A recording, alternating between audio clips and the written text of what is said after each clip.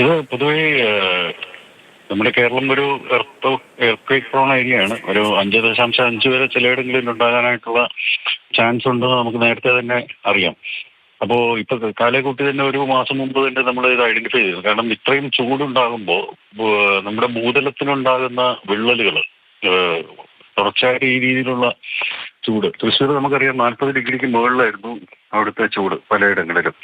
അപ്പൊ അവിടുത്തെ ഭൂതലത്തിന് മാറ്റങ്ങൾ സംഭവിച്ചിട്ടുണ്ട്. പൊതുവെ ഉണ്ടാകുന്ന വിള്ളലുകൾ, ആ വിള്ളലുകൾക്ക് വ്യാപ്തം വർദ്ധിച്ചിട്ടുണ്ട്. അപ്പൊ അങ്ങനെ വരുമ്പോൾ ഭൂചലനത്തിനുള്ള സാധ്യത ഉണ്ടാകുമെന്ന് നമ്മൾ നേരത്തെ തന്നെ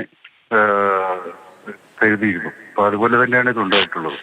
പക്ഷെ ഇത്തരത്തിലുള്ള ചെറിയ മാഗ്നിറ്റ്യൂഡുള്ള ഭൂചലനങ്ങളല്ല നമ്മൾ കരുതിയിരിക്കേണ്ടത്. ജൂലൈയിൽ, ഓഗസ്റ്റിലൊക്കെ ഇപ്പോൾ ജൂൺ 20-21 കഴിയുമ്പോൾ നല്ല മഴയാണ് വരുന്നത്. കാരണം ദക്ഷിണാർദ്ധഗോളത്തിൽ ശൈത്യത്തിന്റെ തുടക്കമാകുകയാണ്.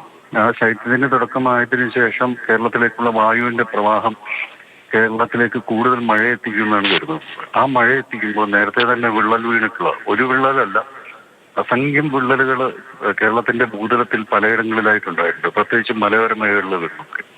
അപ്പോൾ ഉരുൾപൊട്ടൽ സാധ്യതകൾ വർദ്ധിക്കാൻ ചാൻസ് ഉണ്ട്. കാരണം ആ വിള്ളലുകളിലൂടെ ഇത്തരം സന്ദർഭങ്ങളിൽ നമുക്ക് ഒരു മുൻകൂർ മുന്നറിയിപ്പ് നൽകാൻ കാലാവസ്ഥാ നിരീക്ഷണ കേന്ദ്രത്തിന് കഴിയുമോ?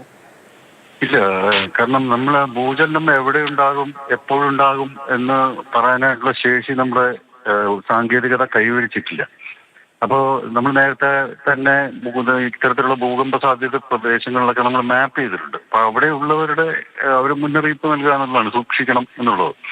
അപ്പൊ ഈ കാലഘട്ടത്തിൽ, കാരണം ഈ മൺസൂൺ തീവ്രമാകും എന്നുള്ളൊരു തോന്നലുള്ള കാലഘട്ടത്തിൽ ജൂലൈ ഓഗസ്റ്റ് മാസങ്ങളിൽ അല്പം കരുതിയിരിക്കേണ്ടതാണ്, പ്രത്യേകിച്ചും മലയോര മേഖലകളിലുള്ളവർ. ഇതിനകത്ത് പ്രധാനമായിട്ടും ഉള്ള പ്രശ്നം എന്ന് പറയുന്നത് വലിയ ഡാമുകൾ ഉള്ളതിന്റെ ആഘാതം ഉണ്ടാകുന്നത് മറ്റ് കിലോമീറ്ററുകൾ അകലെയുള്ള മേഖലകളിലായിരിക്കും. ഇപ്പൊ നമുക്കറിയാം പേട്ട ഭൂകമ്പം ഉണ്ടായിട്ടുണ്ട്.